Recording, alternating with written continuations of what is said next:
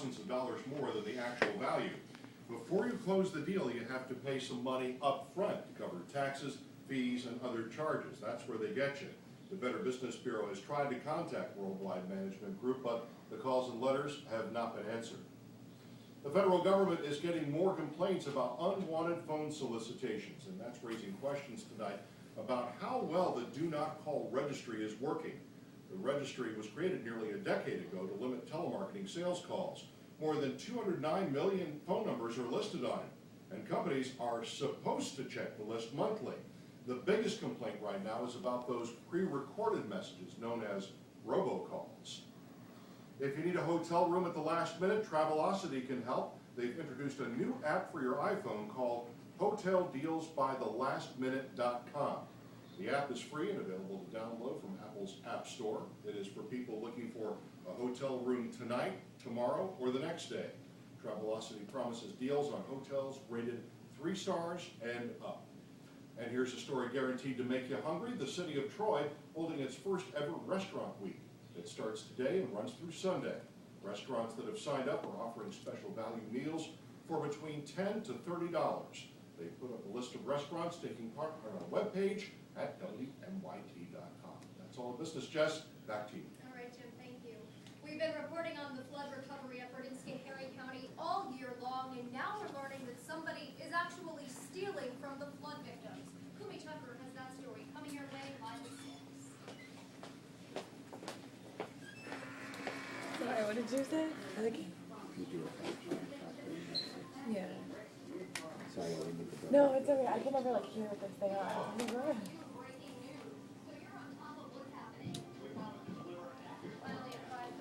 Then they change anchors at like 6, so Jim will come back.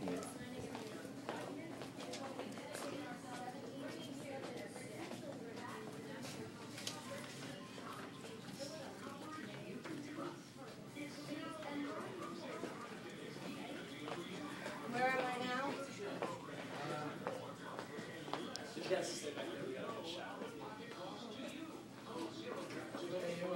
What's that?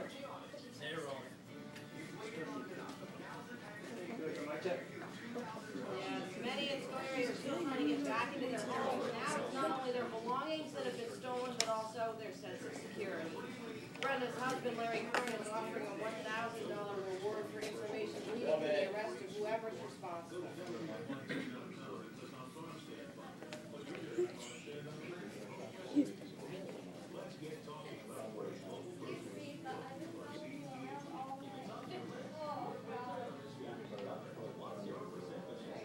Excuse me, but I noticed that you lost your teacher's minutes and didn't realize. Did you see Jason do the weather? Yeah. That's pretty cool, right? Or have you seen that before? Yeah. I don't think I'd be able to do it. Go like this to nothing. You're wrong, free. I could be wrong all the time. And here in New York, you can point to California. And here in New York, that's Florida.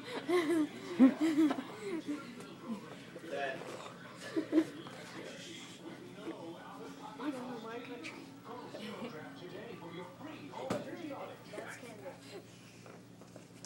Finally at 5:30, happy 225th birthday to the U.S. Constitution. The signing of the original document was held on September 17, 1787. School kids came to the National Constitution Center in Philadelphia today to take part in activities and learn more about all the events of that day.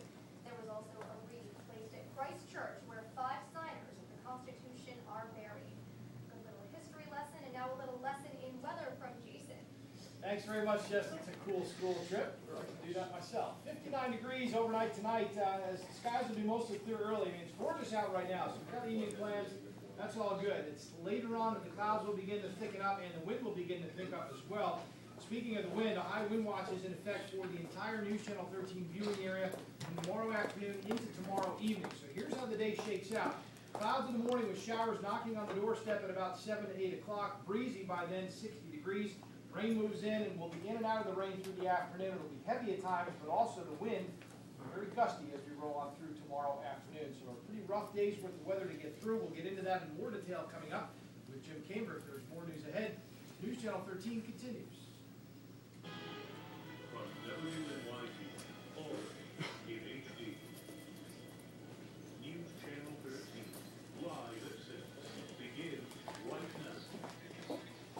man behind the wheel in a fatal car wreck in Fulton County apologizes as he heads to prison. Good evening and thanks for joining us. I'm Jim Cambridge. Benita is off tonight. Justin Van Nostrand will spend up to 7 years in prison for a fatal crash that killed his best friend and paralyzed the friend's sister. Prosecutors say excessive speed was the cause. Beth Wortman was in Fulton County Court for the sentencing. She joins us now with more. Good evening, Beth. Good evening, Jim. Well, Ben Nostrand pled guilty in this case and says he's sorry. But before sentencing, the victim's family described the devastating impact of this loss on their lives.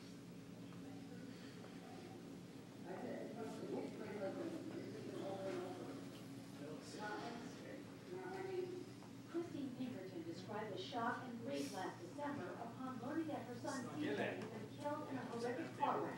Not only that, her 17-year-old daughter was thrown from the car, paralyzed from the waist down. The driver, TJ's friend Justin Van Nostrand, was largely unhurt.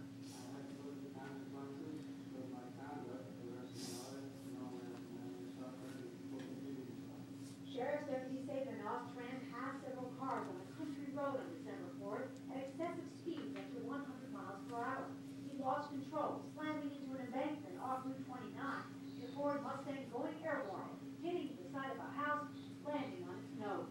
Van Nostrand pled guilty to manslaughter and reckless endangerment, saying in court that he has no memory of the incident, apologizing to the Asonia family. I had no memory of the accident. It came out of after I found that. But you're not standing here asking for forgiveness. That would be unfair.